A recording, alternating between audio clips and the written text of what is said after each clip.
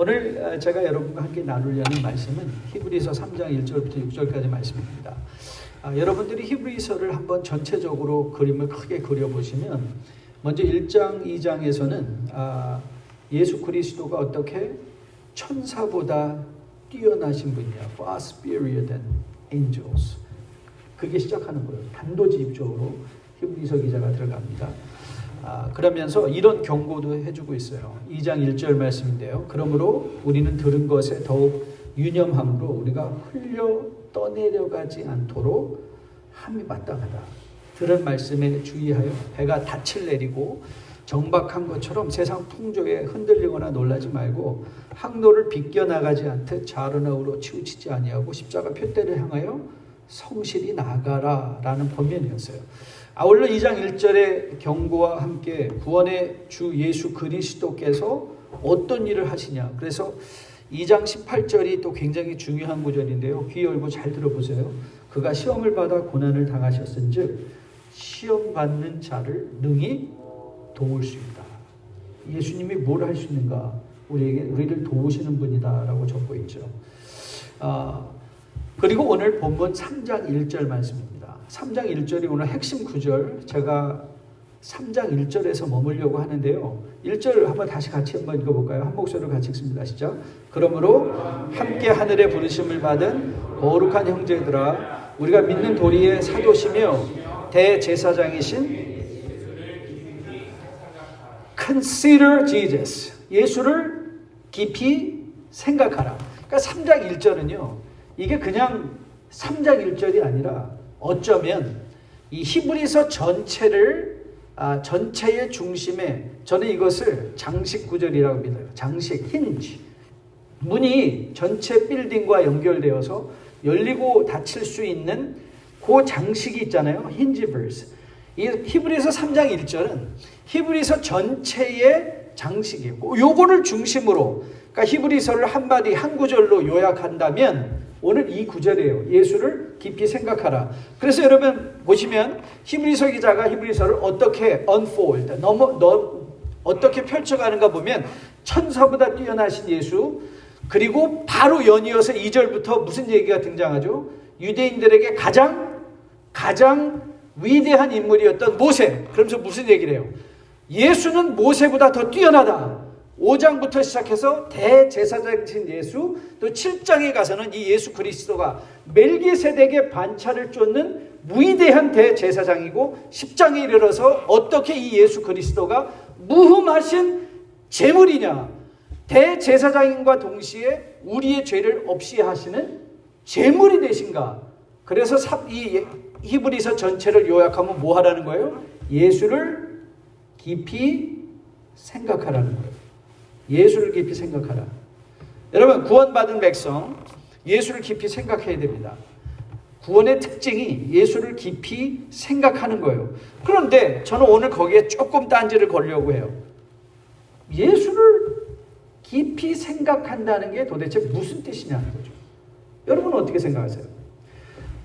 우리는 이중 언어권에 살아가고 있잖아요. 영어와 한국말. 그래서 저는 이 통역에 굉장히 관심이 있습니다. 미국에 산 지 저도 40년 이상이 되니까 이제 어떤 데 꿈을 영어로 꿀 때도 있는 것 같아요. 언어가 왔다 갔다 하니까 여러분 좀 용서해 주시고 가끔 영어가 등장하면 지금 저 사람이 한국말이 생각 안 나는구나. 그렇게 생각하시면 됩니다. 그렇게 들어주시면 되는데요. 저는 그런데 이게 굉장히 우리 신앙에 엄청난 의미가 있는 것 같아요. 신앙은 이 하늘의 언어들을 우리의 삶의 언어로 가져오는 거예요. 왜 이 과정이 필요하느냐? 왜 이런 통역의 과정이 필요하냐? 대부분의 경우 많은 신앙의 언어들은 다 형이상학적인 추상적인 단어일 때가 굉장히 많아요. 이게 무슨 뜻이냐? 여러분 우리 기독교의 가장 큰 덕목을 대라면 믿음, 사랑, 소망 아닙니까? 믿음, 사랑, 소망이잖아요. 그런데 여러분 깊이 생각해 보신 적 있습니까? 이 추상적인 언어들은요, 듣기에 매우 직관적이에요. 그렇지, 믿어야지. 그렇지, 사랑해야지. 그렇지, 소망해야지. 그런데 정작 여러분이 생각하기에 그럼 도대체 믿는다는 건 무슨 뜻이냐? 매일의 우리의 삶에서 믿는다는 게 무슨 의미냐? 아니 맨날 우리의 삶에서 사랑하자 하는 건 좋은데 그럼 도대체 사랑한다는 건 무슨 뜻이냐? 소망한다는 건 무슨 뜻이냐?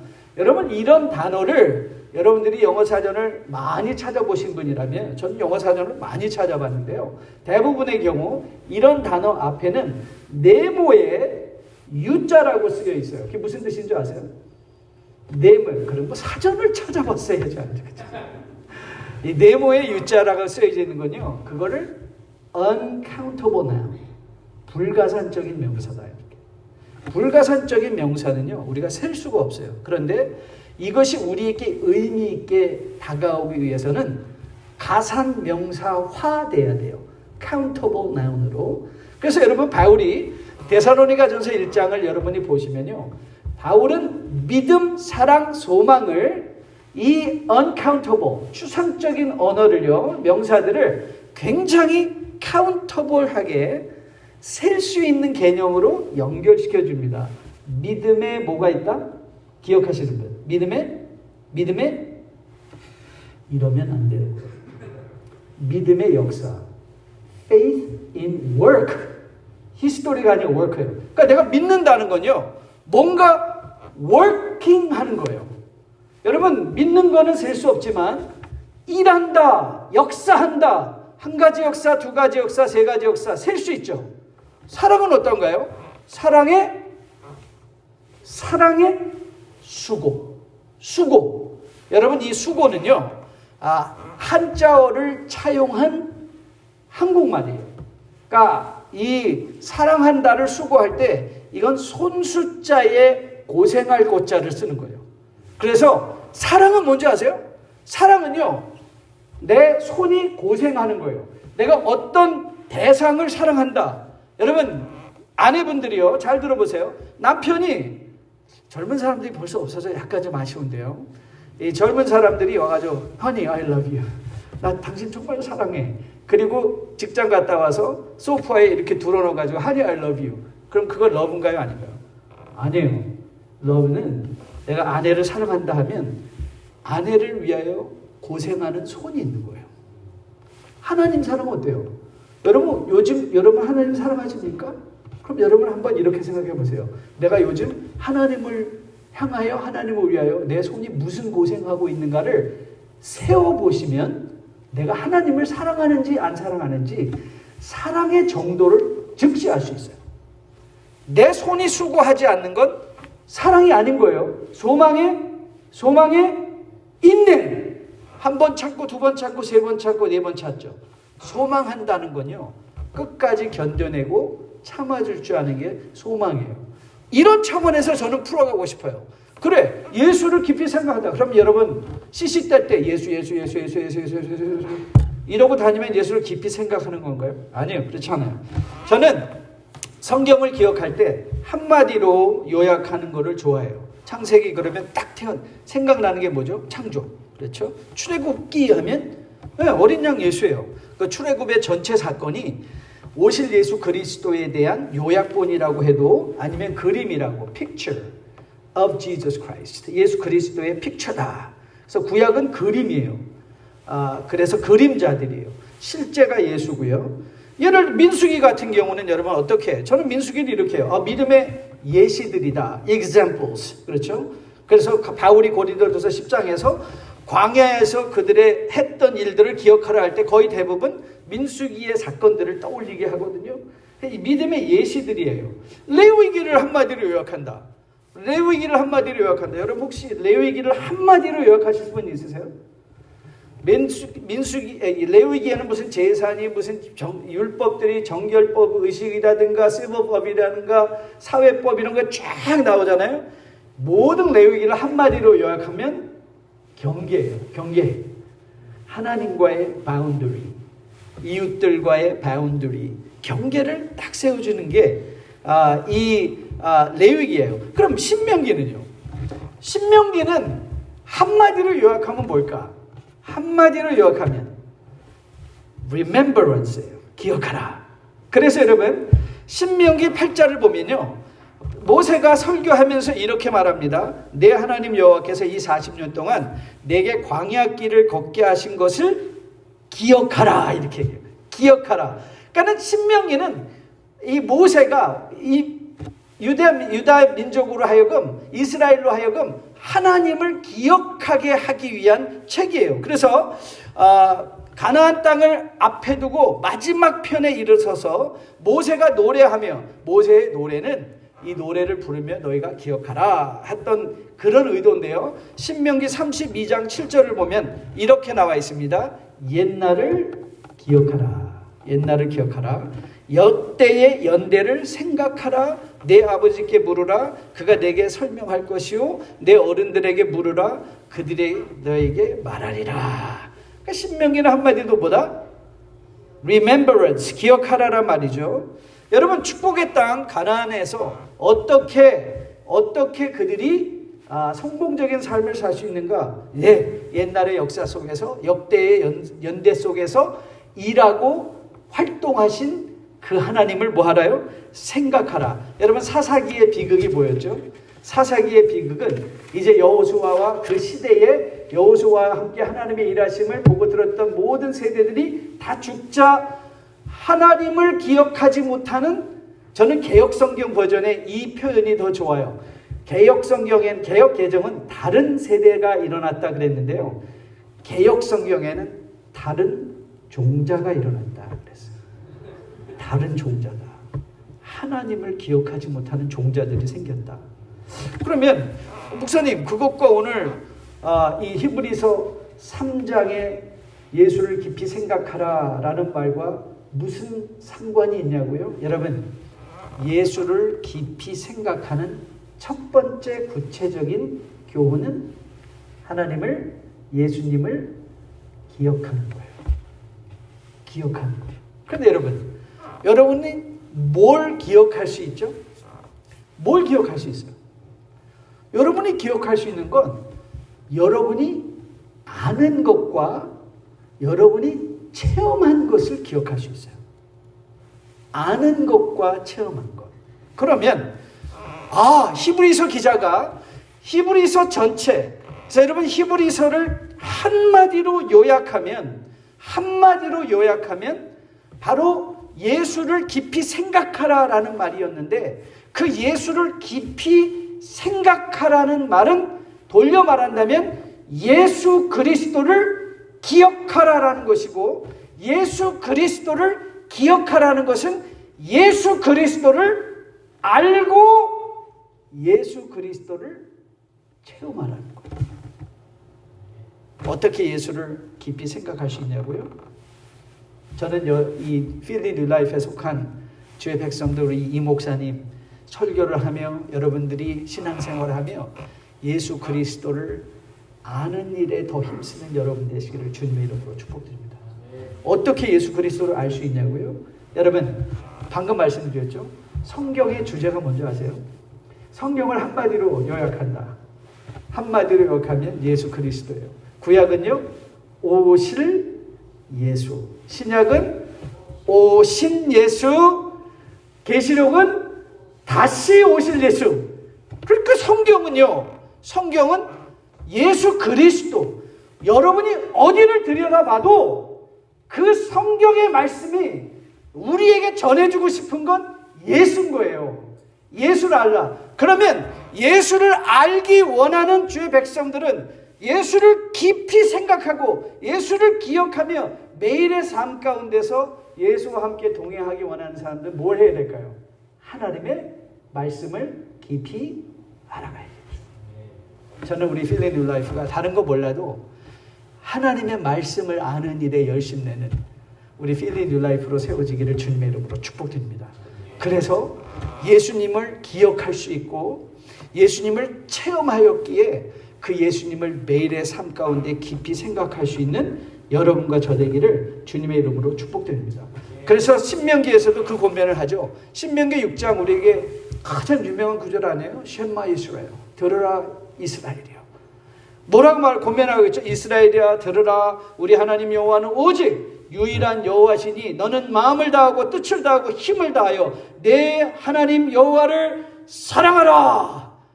그 하나님을 기억하라. 그 아들을 보내주신 그 하나님의 놀라운 은혜를 기억하라.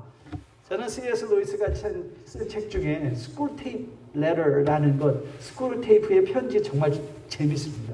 그거는요, 악마의 입장에서 어떻게 예수 믿는 그리스도인들을 흔들어대고 요동할까에 관한 책이거든요. 저는 이 시대에 악마들이, 사탄들이 성도들을 제일 공격하는 것, 저는 그 중에 하나가 뭐냐면 성경은 팔자 좋고 시간 많고 그런 사람들이, 믿음 좋은 사람들이 읽는 책이다라는 오해와 착각을 넣어준 거예요. 저는 그게 굉장한 착각이라고 생각해요. 여러분, 성경은 팔자 좋은 사람들이 읽는 게 아닙니다. 그리스도 안에서 거듭난 주의 백성들이 주님과 동행하기 원한다면, 저는 마틴 루터의 이 말을 정말 마음에 새기고 있어요. 그가 종교개혁의 선두에 섰을 때 그가 이렇게 선언했다고 합니다. 내가 전에는 바쁘지 않아서 2시간 기도했는데 요즘은 너무 바빠서 4시간 기도해야 된다. 뭔가 말이 안 맞죠. 바쁘지 않을 때는 2시간 기도했는데 지금은 그가 바쁘다는 건 뭐예요? 믿음의 최전방, 영적 싸움의 최전방에 있다는 거 아니에요. 최전방에 있기에 종교개혁이라는 거창한 일을 두고 나는 4시간 더 기도하겠다. 여러분, 이 시대를 살아가는 성도들이요, 우리가 마음에 매일매일 결단해야 되는 일들이 뭔지 아십니까? 하나님을 아는 일, 예수 그리스도를 아는 일에 하나님의 말씀을 대해야 되겠다. 저는 필리 뉴라이프가 이제 이 말씀의 부흥이 일어나서 예수 그리스도를 아는 일에 열심 내고, 그래서 예수 그리스도를 기억하고, 그래서 예수 그리스도를 깊이 생각하는 교회로 세워지기를 주님의 이름으로 축복드립니다. 여러분, 교회 부흥 어떻게 하냐고요? 예, 맞습니다. 저도 교회 2번 개척하면서 제가 후배 목사님들이 선생님 어떻게 목회하셨어요? 물어볼 때가 있어요. 그러면 제가 할 말이 있을 거로 생각했어요. 할 말이 뭐 이렇게 하고, 뭐 여긴 이렇게 하고, 뭐 행정은 이렇게 하고, 뭐 목회는 이렇게 하고, 신방은 그런데 제가 돌아보니까 정말 하나님의 저의 입을 딱 막으세요. 야, 네가 한 게 뭐가 있어? 맞아요. 한 거 아무것도 없어요. 저 30년 단임 목회했는데요. 돌이켜보면 하루하루가 하나님의 은혜였던 걸 감히 고백할 수밖에 없습니다. 그런데 맞아요. 교회가 성장하냐, 부흥하냐, 이런 건 인간이 힘을 내서 방법적으로 이뤄내는 성취가 아니에요.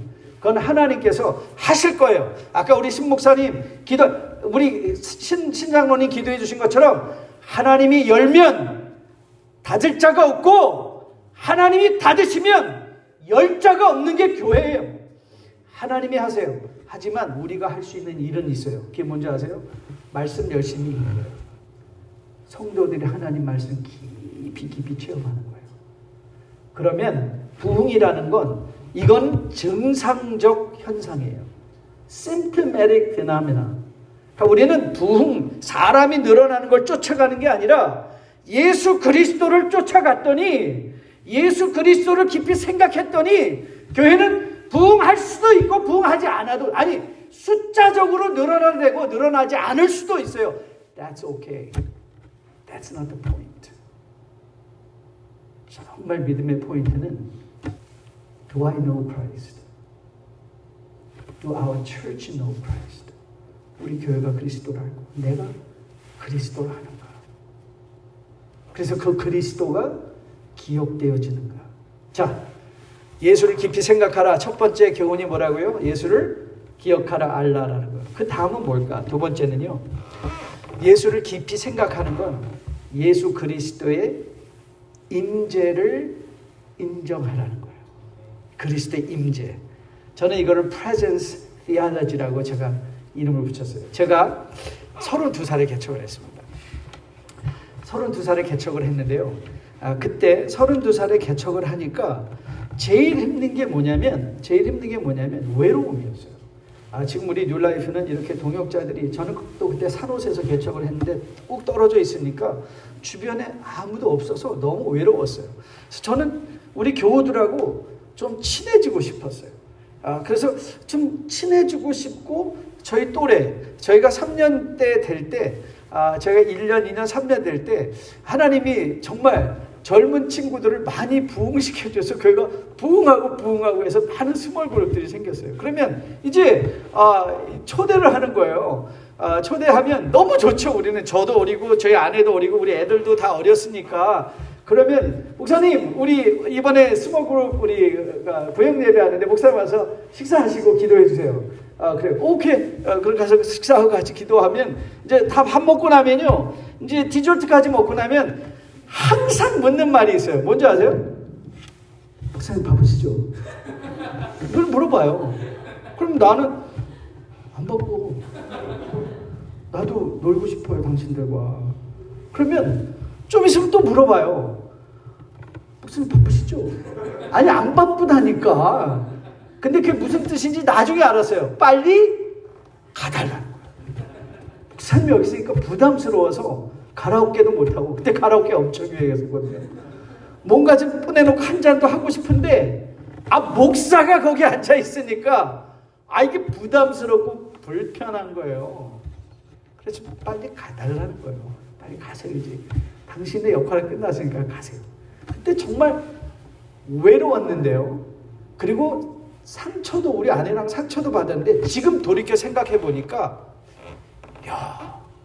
놀랍다라는 생각이 들었어요.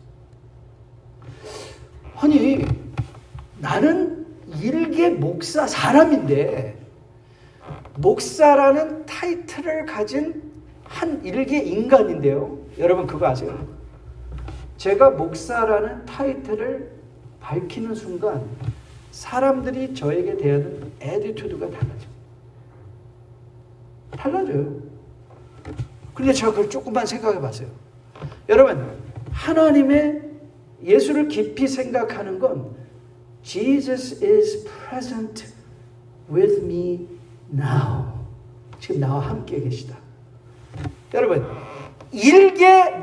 한 인간이 목사라는 타이틀을 가지고 그 옆에 있을 때 그 사람의 행동이 변한다면 하물며 하나님께서 하나님의 임재가 지금 우리 가운데 계시다. 내가 지금 하나님 앞에서 얘기하고 있다 말하고 있다. 여러분 그러면 우리의 말과 톤이 바뀌어야 될까요? 바뀌지 않아야 될까요? 당연히 바뀌죠. 왜요? 그게 하나님의 임재 때문에 그런 거예요. 저는 구약을 공부하다 보면 이스라엘 민족이 가장 실수하고 오해했던 것 중에 하나가 뭐냐면 성전 신학이었다고 생각해요. Temple theology. 여러분 성전은 하나님의 온 우주에 이 세상에 함께 계시다는 주권적 임재의 상징이었어요. It was a mere symbol of all presenting God in universe and on earth. 이 세상에 보편적으로 임재하고 계신 하나님의 임재의 상징이 성전이었는데, 그런데 인간들은 하나님을 성전에만 계신 하나님으로 오해했던 거예요. 성전에 국한된 하나님. 그래서 하나님을 만나러 성전을 가고, 그건 무슨 뜻이죠? 성전을 나와 있으면 내 마음대로 해도 된다는 생각이었어요. 저는 그게 엄청난 오해라고 생각해요. 여러분, 우리 현대교회도 잘못된 이 성전 신학의 잔재들이 남아있죠. 그건 교회당 신학입니다. 그래서 교회 오면요, 다들 너무 경건하고 너무 깨끗하고 너무 고결해 보이는데 세상에 가면 마치 자기 혼자밖에 없는 것처럼 그렇게 생각하고 그렇게 일하고 그렇게 이익을 취하려고 하는 거죠. 그건 뭐예요? 하나님을, 예수님을 깊이 생각하는 게 아니에요. 예수님을 깊이 생각한다는 건 He is here with me now. 여러분, 우리는 마태복음 28장에 주님의 지상 대사명을 굉장히 부담스럽게 생각할 때가 많이 있어요. 너희는 가서 모든 족속으로 제자를 삼아 주의 이름으로 세례를 주고 내가 가르쳐 지키게 한 모든 것, 내가 말한 모든 것을 가르쳐 지키게 하라. 그래서 우리는 그 의무 파트에 너무 신경을 많이 쓸 때가 있어요. 그런데 여러분, 그 마태복음 28장 지상 대사명의 그 핵심은 사명이 아니라 약속이에요. 그 마지막 약속이 뭐죠? I will be with you until the end of ages. 내가 세상 끝날까지 너희와 함께 있을 거다. 함께 있을 거다. 여러분, 이제 필링 뉴 라이프에 새롭게 시작하는 데 있어서 우리의 능력이, 우리 아까 찬양했죠. 우리의 능력이 뭐예요? 우리의 소망이 뭐예요? 예수 그리스도요. 여러분, 여기에 두 사람이 있던 세 사람이 있던 예수 그리스도께 드리는 예배라면 저는 열정 있는 예배 드리는 우리 뉴 라이프 필리 되기를 주님의 이름으로 축복드립니다. 열정 있게 세상에서도 살아가는 우리 필리 뉴 라이프 교우들, 성도, 우리 목사님 되기를 주님의 이름으로 축복드립니다. 저는 아주 치명적인 성도의 약점을 하나 대라. 그건 저는 표리부동한 것이라고 생각해요. 표리부동한 뭔지 아시죠? 겉과 속이 부동, 다르다는 거예요. 겉과 속이 다르다. 교회당에서의 모습과 세상에서의 모습이 다르다. 아는 사람을 대하는 것과 모르는 사람, 있는 사람을 대하는 것과 없는 사람을 대하는 게 다르다. 그게 뭔지 아세요? That's a duplicity which God hates the most. 여러분, 우리는 다 용서받은 죄인들이에요. 맞아요. 하나님 앞에 천부에 의지 없으니 이 죄인 온다. 맞아요. 우리는 다 죄인이에요. 용서받은 죄인들이에요.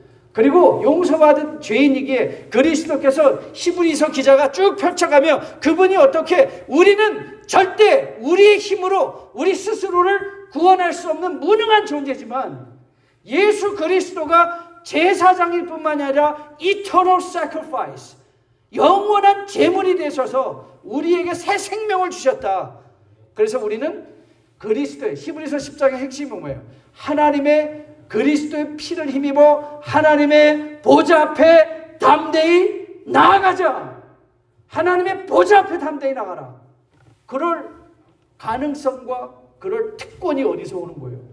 예수 그리스도의 십자가에 달려 죽어주신 그 능력과 그 은혜 때문에 우리는 하나님의 아버지의 보좌 앞에 당당히 나갈 수 있는 거 아니에요? 그 하나님의 임재 가운데 우리의 삶 가운데 살아낼 수 있는 것 아닙니까? 여러분의 삶 가운데도 세상의 조그만 이익 앞에 우리가 무너지지 않고 여기 있는 분들은 잘 모르겠어요. 요즘 팹사 때문에, 팹사가 뭔지 아세요? 아이들 대학교 들어갈 때 부모님들의 그 재정 보고를 해서 이제 돈을 정부로부터 지원받는 거를 결정받는 게 팹사거든요. 지금 팹사 때문에 아이들 엄청 고생 많이 하고 있는데요. 어떤 분이 이런 글을 올렸더라고요.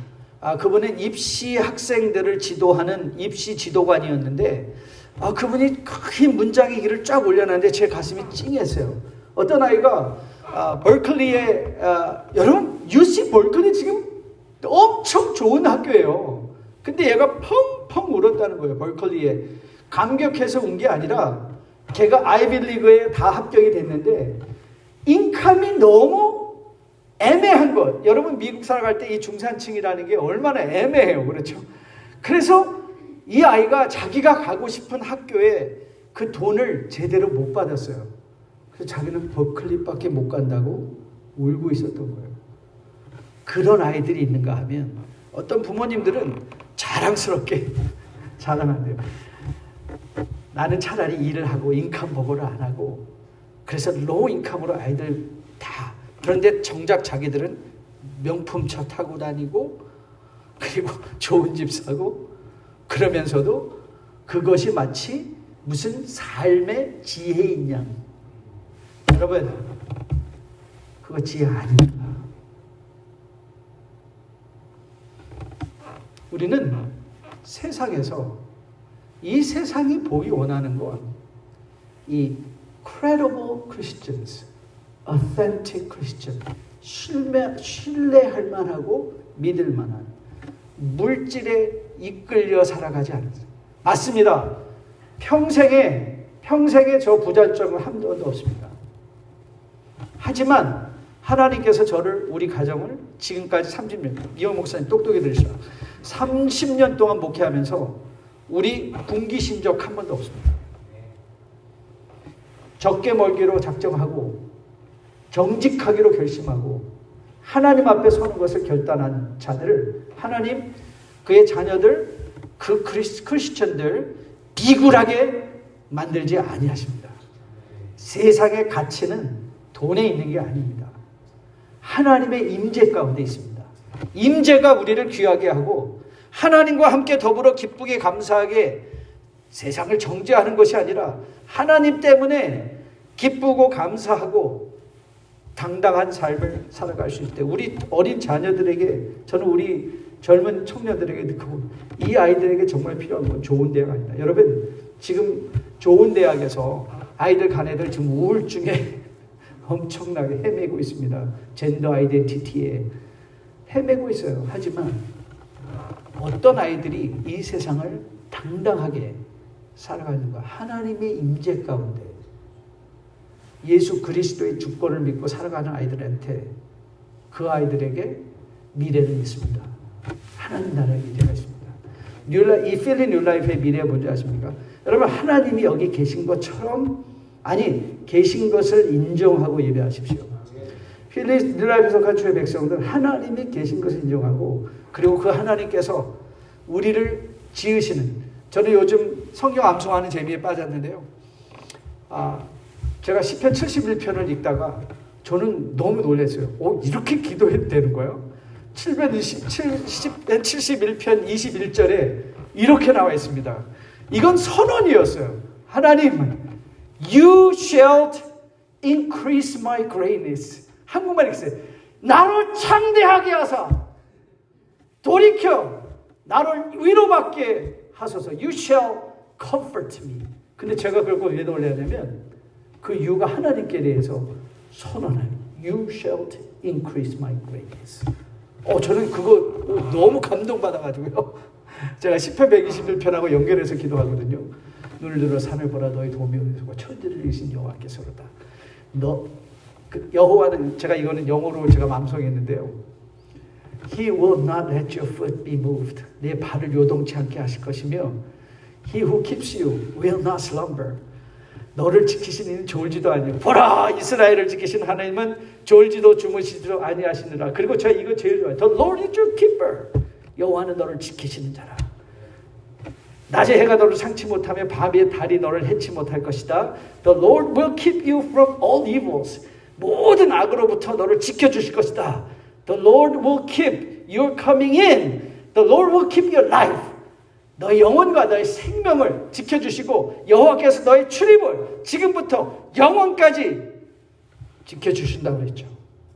그거를 하나님께 말한 다음에 하나님, 저로 창대케 하사 인간들에게 이 세상의 수치와 비굴을 하지 말게 도와주시고 돌이켜 저를 위로하여 주시옵소서. 그 기도 많이 합니다. 하나님입니까?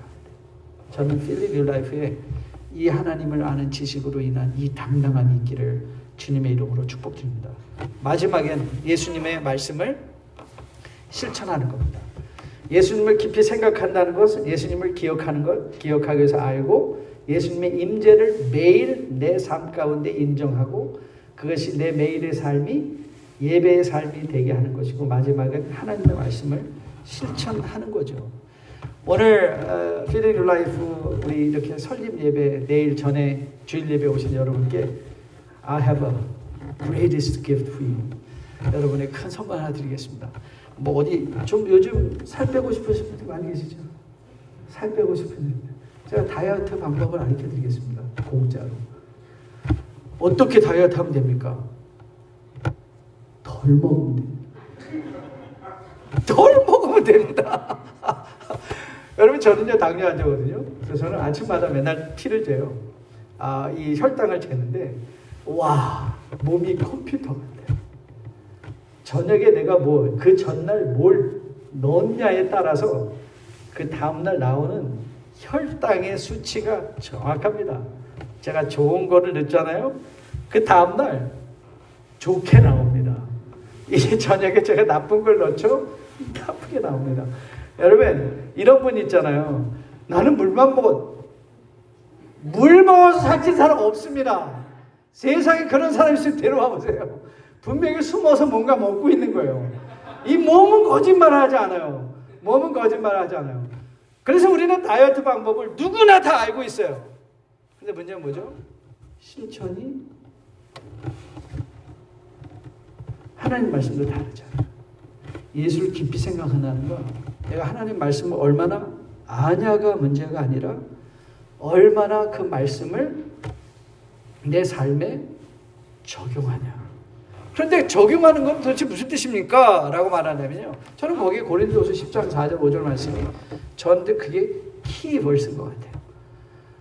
그 고린도전서 10장 4절에서 거기서 제일 중요한 표현 중에 하나, 우리의 싸우는 무기는 육신에 속한 것이 아니라고 선언하고 오히려 견고한 진도 무너뜨리는 하나님의 말씀이라고 선언한 후에 바울이 이렇게 권면합니다. 너의 모든 생각을 사로잡아 take every thought captive. Make it obedience to the Lord. 주 예수 그리스도께 복종시키라는 뭐를? 내 생각을 복종시키라는 거예요. 내 생각을. 하나님의 말씀을 실천한다는 게 무슨 뜻인지 아세요? 여러분의 생각과 마음을 하나님께 복종시켜 드리는 거예요. 복종시켜 드리는 거. 제가 최근에 책을 하나 읽었는데요. 그 책이 나를 소모하지 않는 현명한 태도에 관한 것. 영어로는 understatement라고 이 독일 사람이 쓴 책인데요. 거기서 그 띠지의 이 글을 읽고 제가 그거를 이 책은 내가 반드시 읽어야 될 책이다 라고 선택했어요. 거기서 뭐라고 말했냐면 이렇게 말했어요. 기분은 선택할 수 있어도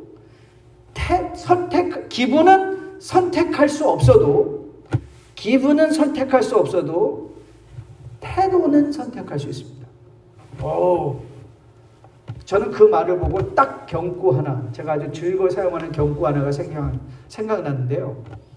새가 머리에 앉는 건 어찌할 수 없지만 날아가는 새가 내 머리에 앉는 건 어쩔 수 없잖아요. 하지만 그 새로 둥지는 틀지 않게 할 수 있다. 맞아요. 우리가 세상에 가다 보면 좋은 집, 좋은 차 보면서 그런 생각 들어요. I want to have it. 나 좀 갖고 싶어. 하지만 맞아요. 그건 뭐죠? 필링이에요. 그렇지만 그걸 갖기 위해서 내가 이제 최선을 다할 거야. 여러분 그 얘기 혹시 알고 계십니까?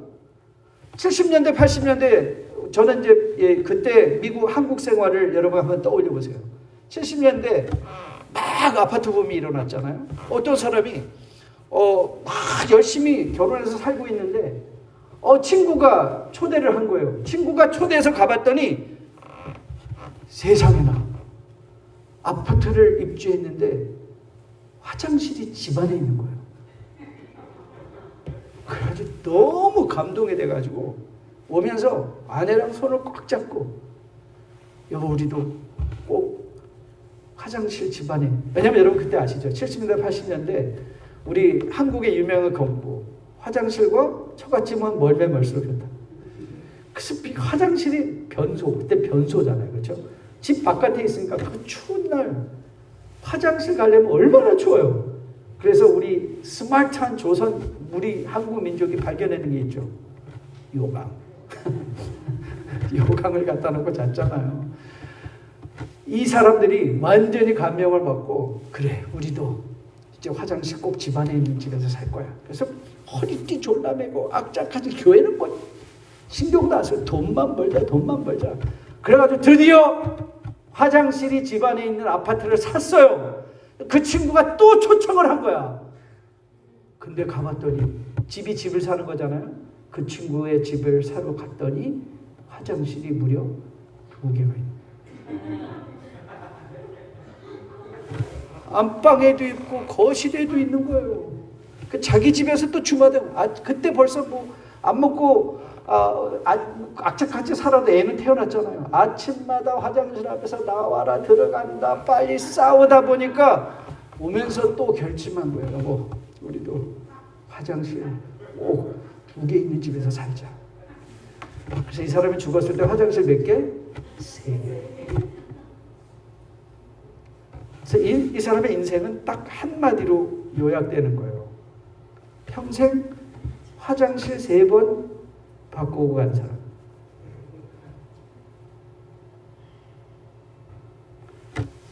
우리 뉴라이프 필리는 어떤 교회 되기 원하세요? 화장실 많은 교회 세우기 원하세요? 여러분들은 어떤 크리스천이 되고 싶으세요? 우리 집 화장실 5개 있어요. 그게 자랑입니다. 우리의 자랑은 하나님의 임재 가운데 그분의 손을 쓰임받는 하나님의 말씀이 우리 삶에서 살아내는 것. 그래서 하나님의 존귀함이 우리를 존귀하게 하는 것. 하나님의 영광이 우리의 인생을 영광롭게 하는 것. 하나님의 영광이 이 교회에 충만한 것. 아멘 안 하면 언제 하려고요? 아멘? 저는 그런 교회 되기를 주님의 이름으로 축복드립니다. 이런 하나님의 말씀을 내 생각을 사로잡아 그리스도께 복종시키는 것은요, 이건 습관입니다. 여러분들이 매일 아침마다 의도적으로 생각하고 기분에 끌려 살지 마시고 우리는 태도가 아니라 하나님의 말씀에 이끌려 살아가는 거죠. 저는 헬라 철학자 중에 아리스토텔레스를 제일 좋아합니다. 아리스토텔레스가 이렇게 얘기를 했거든요. 탁월함이란 습관에서 나오는 것이다. 탁월함은 습관에서 나온다. 그러고 보았더니 한국에 그 우아한 형제들 김봉진 대표라고 있어요. 배달의 민족 앱을 만든 친구인데요. 그 친구가 이런 말을 했더라고요. 아니 세상에서도 이런 원리가 통하는구나. 그가 이렇게 말했어요. 성공함에 있어서 꾸준하게 하는 것은 너무 중요하다. 꾸준함을 이어가 나가는 것은 너무나 어렵지만 처음에 즐기면서 할 수 있는 일이라고 시작했어도 몇 달 못 가서 그만두고 또 다른 일을 찾아가는 경우가 있다. 그 사람은 아무것도 할 수 없다. 그랬어요. 저는 우리 성경 일독 읽기를 하거든요. 1년에 일독하자. 교역자들은 3독 이상 하고 우리 성도들은 일독하자. 그런데 그거 힘듭니다. 우리는 또 성도들 이름 그 700명 이름 다 적어놓고 거기 다 도장 찍어드려요. 그거 또 장로님 한 분이 계신데 은탁 그걸 사명으로 여기시고 그 읽은 사람 안 읽은 사람 다 도장 팍팍팍 찍어서 다 보여요. 누가 읽고 있는지 안 읽고 있는지. 근데 보면요 1월 달에는 거의 다 2월 달까지는 거의 찍혀요. 그래서 창세기, 출애굽기, 레위기 가면 다 없어졌어요. 그래서 제가 계획을 세웠어요. 어떤 계획을 세웠냐? 올해는 창세기부터 읽고 내년부터는 시편부터 읽고 그 다음부터는 또 그래서 10년 우리 교회 다니면 그냥 처음 3달만 읽어도 일독을 하게. 여러분 하나님 말씀 읽는 것도요 습관입니다. 저는 뉴라이프 필리가 어떻게 하면 성도들 많이 모으게 할 것이냐 이전에 어떻게 하면 우리가 예수를 깊이 생각할 것이냐 어떻게 성도들이 예수를 아는 일에 예수님을 기억하고 알아가고 그 예수님의 임재를 인정하며 어떻게 예수 그리스도의 말씀을 실천하며 살아갈 것인가를 계획하고 준비하고 실천하는 교회 되기를 소원합니다. 그러면 부흥은 따라 올 거로 확실하게 믿습니다. 안 와도 숫자적인 부흥이 안 와도 괜찮습니다. 하나님께서 또 그에 이끌려 이뤄가는 일들이 있을 것입니다.